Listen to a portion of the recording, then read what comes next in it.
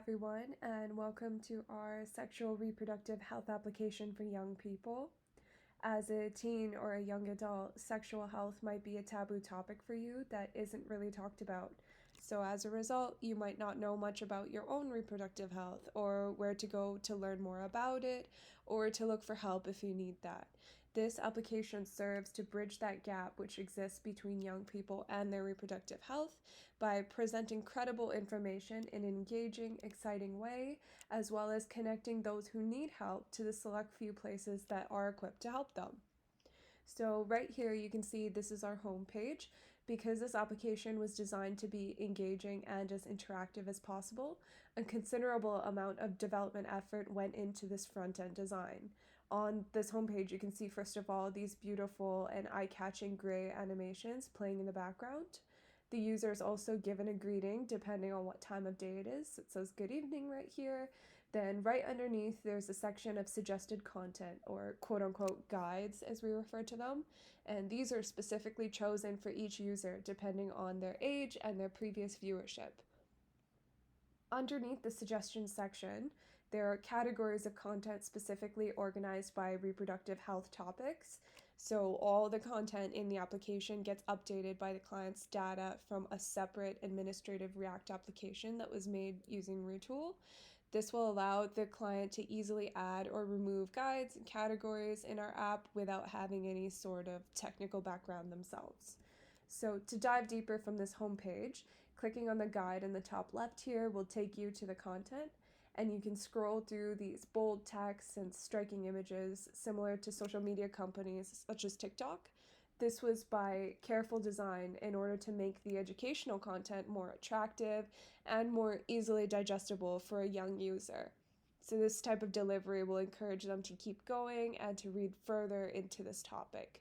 Once you reach the end, a short interactive quiz is displayed to you regarding whatever content you engaged with. And once you answer it correctly, you are rewarded with this fun, gorgeous little confetti animation that you can play as many times as you like. And for users who can't do this sort of swipe up, swipe down motion, and who have dexterity issues, we've added another interface, these up and down arrows just in the bottom right. So this will allow you to navigate through the guide same as everyone else. At the very top, there's a share icon, and whatever applications you have installed on your phone. Right now, I don't have any, but you can share a guide through Instagram, Facebook, TikTok, wherever you'd like to post them. So going back to the homepage and clicking on a category this time, will display a list of guides that we just saw, which are unique to this particular category, if you wanted to browse through content in a more organized and deliberate way. And if you notice, we have a bottom navigation bar, and clicking on the search icon, as I've just done here, gives the user the convenience of being able to search for something no matter what entry point in the app they might be coming from.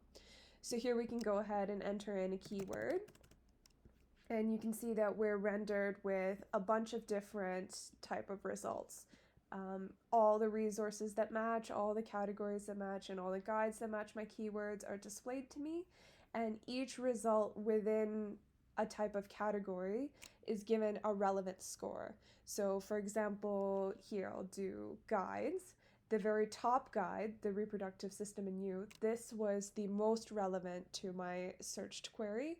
And this one, health and sexuality, that's listed second, is less relevant to my query.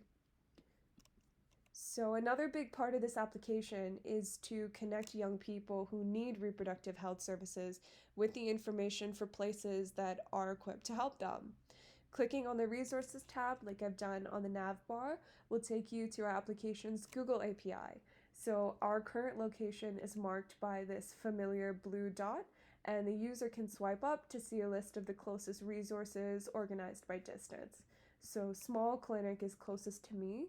Clicking on a resource will bring you to the resource details page where I, as a user, have all the information I need to access this place. The hours of operation are clearly listed here, as well as their address, their phone number, and their website. Because this application is for young people, they might not have a car, they might not be driving, and they're probably taking transit to their destinations.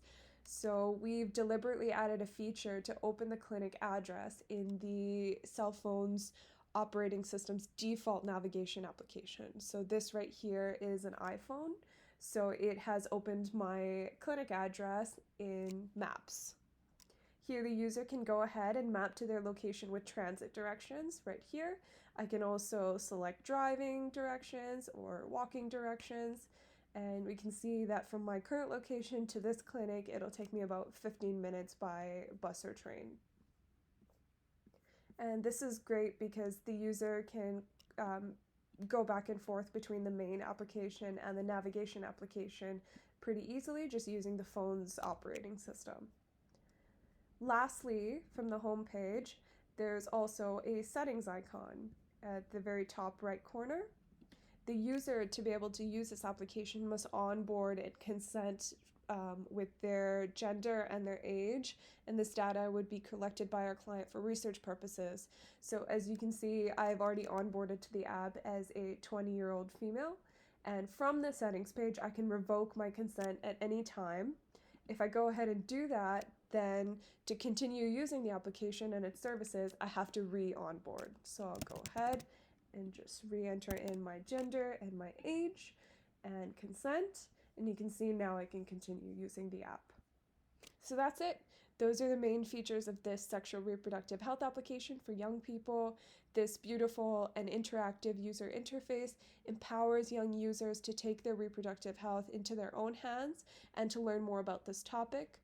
Future features that would complement this existing functionality really well is support for videos as well as images and texts, and potentially a communication platform or a chat box to ask questions to the existing user base. Thank you so much for watching.